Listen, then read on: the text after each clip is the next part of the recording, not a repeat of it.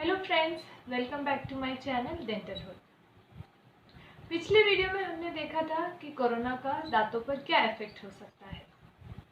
और अब आप न्यूज़ में देख ही रहे होंगे ब्लैक फंगस या म्यूकोरमाइकोसिस।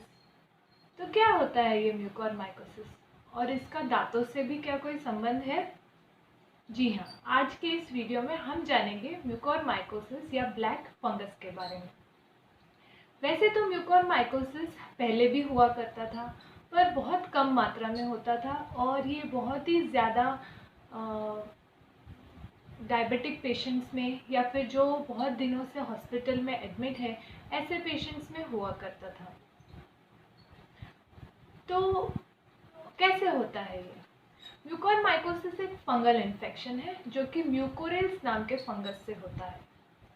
ये फंगस आमतौर पर वातावरण में भी पाया जाता है, जैसे मिट्टी में या सड़ी हुई सब्जियों, फलों या किसी खाने में।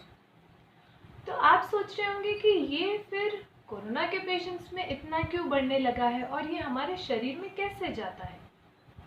तो इसका जवाब ये है कि ये फंगस आपके नाक से आपके शरीर में जा सकता है, या फिर आपके खानों से, या आपकी दवाइयों में से, या फिर किसी जख्म से आपके शरीर में एंट्री लेता है।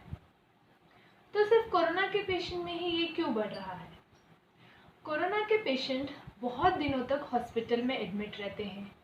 इनको कई दिनों तक हाई लेवल के स्टीरॉयड्स दिए जाते हैं, या फिर इनमें अनकंट्रोल्ड डायबिटीज होता है। इस वजह से इनकी जो रोग प्रतिकार शक्ति है, जिसे हम इम्यूनिटी कहते हैं, ये बहुत कम हो जाती है। इम्यूनिटी कम होने के कारण ये फंगस बहुत आसानी से शरीर में फैलता है और इन्फेक्शन बढ़ने लगता है।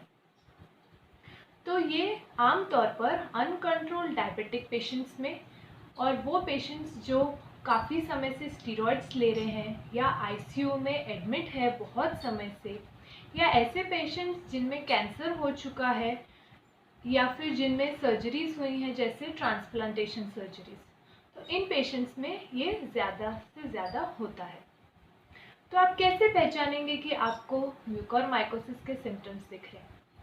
आमतौर पर साइनसाइटिस, यानी कि नाक में से डिस्चार्ज निकलना, खून या फिर ब्लैक कलर का डिस्चार्ज आना, या नाक ब्लॉक हो जाना, सांस लेने में तकलीफ होना, या फिर आपके चीक्स पे पेन होना, या फिर पूरे आपके एक तरफ के चेहरे पर पेन होने लगता है, या बहुत सिवियर हेडेक होता है।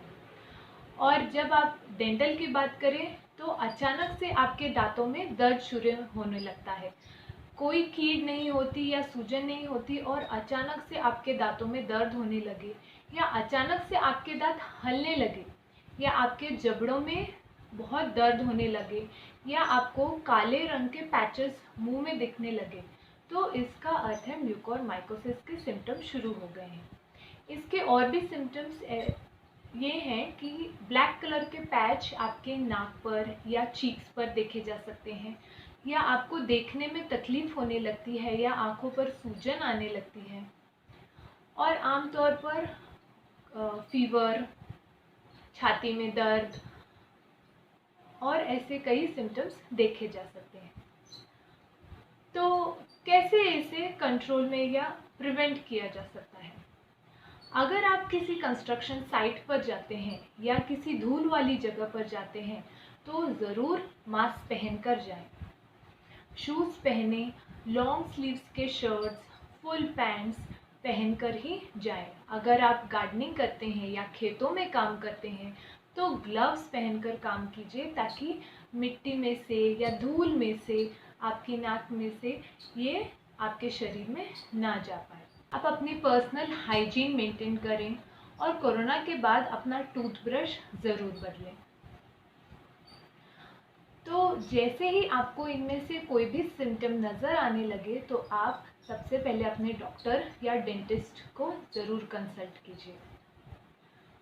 तो आपको क्या सावधानियां बरतनी चाहिए? अगर आप जैसे ही कोरोना से ठीक होकर घर आते हैं तो आपके शुगर लेवल्स हमेशा कंट्रोल में रखने के लिए ट्राई कीजिए। Sugar levels time to time monitor करते रहिए। और अगर आपको स्टीरॉइड्स दिए गए हैं तो जिस तरह से आपको जो भी डॉक्टर ने टाइम बोला है, कैसे लेना है, कितना लेना है, वैसे ही आपको फॉलो करना है स्टीरॉइड का डोज।